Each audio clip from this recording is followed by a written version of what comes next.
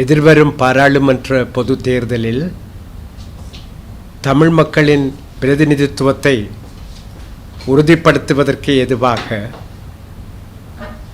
கடந்த காலத்தில் தமிழ் தேசிய கூட்டமைப்பில் இருந்து வெவ்வேறு சந்தர்ப்பங்களில் பிரிந்து சென்றவர்கள் மீண்டும் தமிழ் தேசிய கூட்டமைப்பில் இணைந்து கொண்டு தமிழரசுக் கட்சியின் பேரில் தமிழரசுக் கட்சியின் சின்னத்தில் கடந்த காலத்தைப் போலவே மீண்டும் இணைந்து போட்டியிட முன்வர வேண்டும் என்ற கோரிக்கையை புன்முறுவலோடும் வினயத்தோடும் தாம் விடுப்பதாக தமிழரசுக் கட்சியின் சார்பில் அதனுடைய பேச்சாளர் பாராளுமன்ற உறுப்பினராக சமீப காலம் வரையில் இருந்தவர் சுமந்திரன் விடுத்திருக்கின்றார்.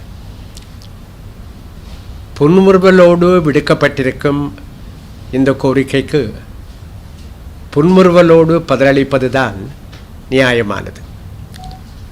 அந்த வகையில் நாங்கள் புன்முறுவலோடு எங்களுடைய பதிலை அளிக்க வேண்டியிருக்கிறது.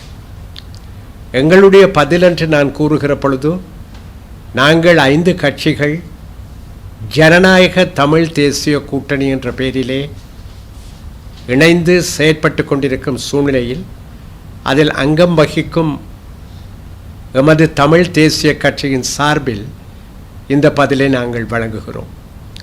இருந்தும் இந்த அழைப்பு தொடர்பிலே உரிய தகுந்த முடிவினை எதிர்வரும் செவ்வாய்க்கிழமை ஜனநாயக தமிழ் தேசிய கூட்டணியின் அங்கத்துவ கட்சிகள் அனைத்தும் ஒன்றாக கூடி ஆராய்ந்து நிச்சயமாக வழங்க முடியும் என்று நாங்கள் எதிர்பார்க்கின்றோம்.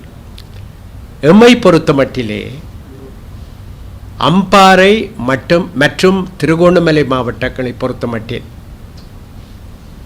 தமிழ் மக்களின் பிரதிநிதித்துவத்தை உறுதிப்படுத்துவதற்கான அவசியம் ஏற்பட்டிருக்கிறது என்ற உணர்வின் அடிப்படையிலே அந்த 2 மாவட்டங்களிலும் எந்தவிதமான தயக்கமுமின்றி அனைத்து தமிழ் தேசிய கட்சிகளோடும் தமிழரசுக் கட்சி உட்பட இணைந்து கூட்டாக செயற்படுவதற்கு நாங்கள் தயாராக இருக்கின்றோம். நாங்கள் அங்கம் வகிக்கும் ஜனநாயக தமிழ் தேசிய கூட்டணியை பொறுத்தமட்டிலும் இந்த விவகாரத்தில் எந்த விதமான தயக்கமும் கிடையாது. பரிபூரணமான ஒத்துழைப்பை வழங்குவது என்கிற கருத்தே எமது கூட்டணியில் மேலோங்கி இருக்கின்றது. ஆகவே இந்த விடயத்தில் தமிழ் தேசிய அரசியல் பரப்பில் உள்ள அனைத்து கட்சிகளும் ஒன்றாக இணைந்து இந்த தேர்தலை சந்திக்க முடியும் என்று நாங்கள் நம்புகிறோம். உரிய முறையில் தகுந்த ஏற்பாடுகளுடன் நாங்கள் கூட்டாக செயற்பட்டு திருகோணமலை மாவட்டத்திற்கான தமிழர் பிரதிநிதித்துவத்தையும் அம்பாறை மாவட்டத்தில் சென்ற முறை பறிபோன தமிழர் பிரதிநிதித்துவத்தையும் இந்த முறை உறுதிப்படுத்த முடியும் என்று நாங்கள் உறுதியாக நம்புகின்றோம். அதே வேளையில் தமிழர் தாயகத்தில் வடகிழக்கு மாகாணங்கள் இணைந்த தமிழ் ஈழத்தில் உள்ள ஏனைய 3 பெரிய மாவட்டங்களான மட்டக்களப்பு, வன்னி மற்றும் யாழ்ப்பாண மாவட்டங்களை பொறுத்தமட்டிலே தமிழரசுக் கட்சியுடன் இணைந்து செயற்படுவதிலே கொள்கை ரீதியாகவும் அனுபவ ரீதியாகவும் எங்களுக்கு பல மன விலக்குகள் இருக்கின்றன. எமது கட்சிக்கு மாத்திரமல்ல, ஜனநாயக தமிழ் தேசிய கூட்டணியிலும் இதே கருத்து தான் மேலோங்கி இருக்கின்றது.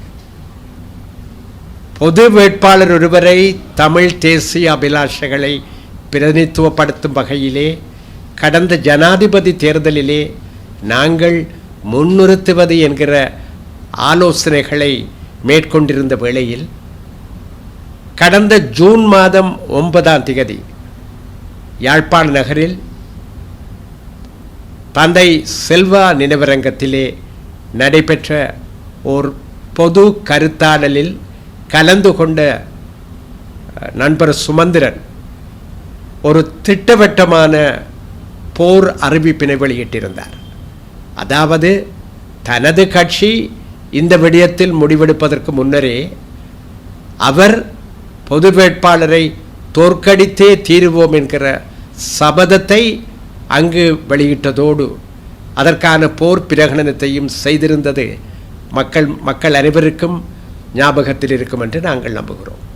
பொது வேட்பாளரை தோற்கடிப்பதற்காக எத்தகைய முயற்சிகள் மேற்கொள்ளப்பட்டன, எத்தகைய பிரசாரம் மேற்கொள்ளப்பட்டது என்பதற்கு அப்பால் சிங்கள பேரினவாதத்தை முன்னிறுத்தி நின்ற ஒரு கட்சியின் வேட்பாளருக்கு பகிரங்கமாகவே தமிழரசு கட்சியில் உள்ள சுமந்திரன் அணியினரால் ஆதரவு தெரிவிக்கப்பட்டது மாத்திரமன்றி பிரசாரமும் மேற்கொள்ளப்பட்டது.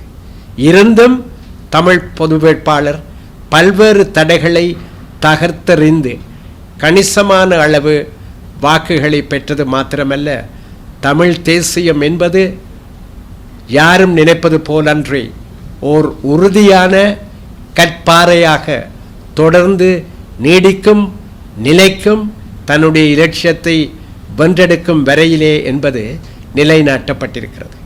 இந்த பின்னணியில்தான் இப்பொழுது பொது தேர்தல் அறிவிப்பு வந்தவுடன் தமிழரசு கட்சியின் சார்பிலே புன்முறுவலோடு இணைப்பிற்கான அழைப்பு விடுக்கப்பட்டிருக்கிறது. அதில் பிரச்சனை இல்லை. ஆனால் இணைவது எதற்காக, எந்த அடிப்படையில் என்ற கேள்வி எழுகிறது.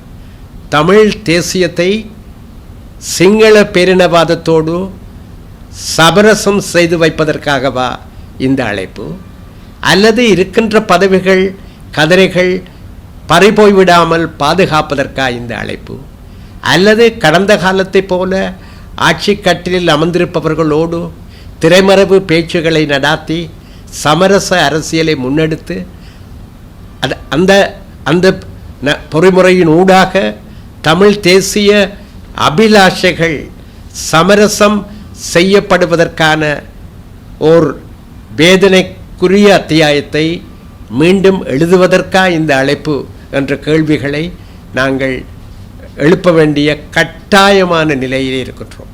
ஒற்றுமை அவசியமானது. ஆனால் ஒற்றுமை ஒரு திட்டவட்டமான குறிக்கோளோடு இருக்க வேண்டும். சொந்த சுயநலங்களுக்காக, சந்தர்ப்பவாத நோக்கங்களுக்காக, இன்னும் சொல்லப்போனால் பச்சையான குறுகிய அரசியலுக்காக ஒற்றுமை என்கிற உயர்வான லட்சியத்தை எவரும் உச்சரிக்கக்கூடாது. கடந்த காலத்திலும் இப்படியான விடயங்களை தமிழினம் சந்தித்திருக்கிறது. அந்த அனுபவம் தமிழ் மக்களுக்கு நிறையவே இருக்கின்றது. பல 10 வருடங்களாக இத்தகைய முயற்சிகளை 1956 இருந்தே தமிழினம் சந்தித்திருக்கிறது. அந்த ஒற்றுமை எல்லாம் காலப்போக்கிலே எந்த கதியை அடைந்தது என்பதும் வரலாற்றிலே பொறிக்கப்பட்டிருக்கிறது.